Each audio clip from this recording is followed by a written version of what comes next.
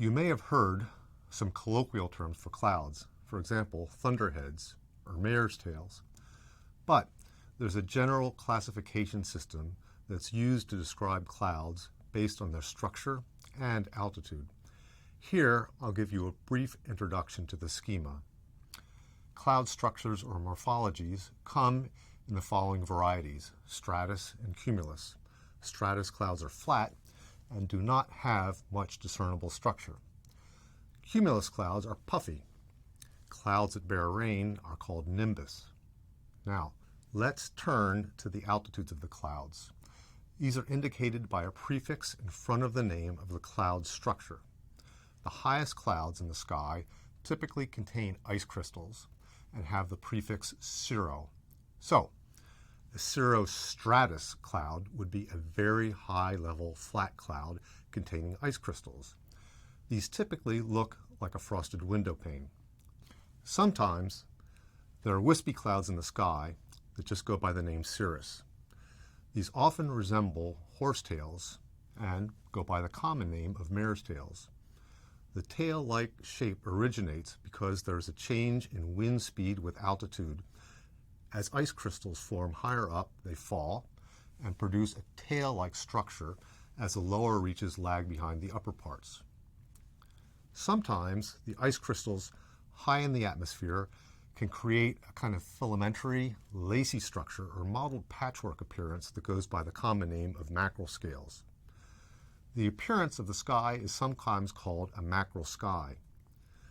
The meteorological name for these is cirrocumulus, or, in effect, puffy high-altitude clouds. Mid-level clouds have the prefix of alto in front of them. So a mid-level flat or stratus cloud would be an altostratus cloud. A puffy mid-level cloud would be an altocumulus cloud. There are some altocumulus clouds that have a similar mottled pattern as the cirrocumulus clouds.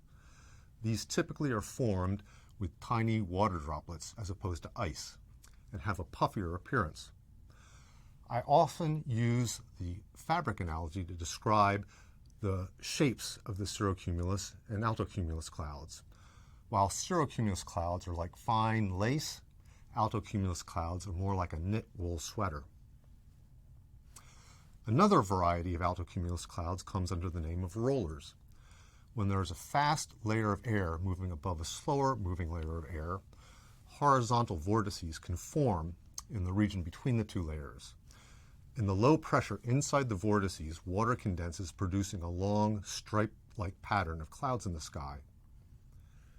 Altostratus, or flat mid-level clouds, are somewhat unremarkable, but they tend to not have the same translucent sheen to them that one sees in cirrostratus clouds. The lowest level clouds don't have a prefix in them. A stratus cloud without a prefix is simply a low-level flat cloud.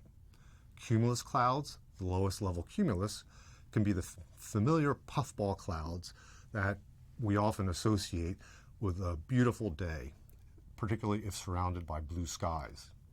Beware, however, if the cumulus clouds begin to grow vertically, this can be the sign of an impending thunderstorm. Nimbus clouds, rain clouds, typically show up in two varieties. One is nimbostratus, a flat rain-bearing cloud.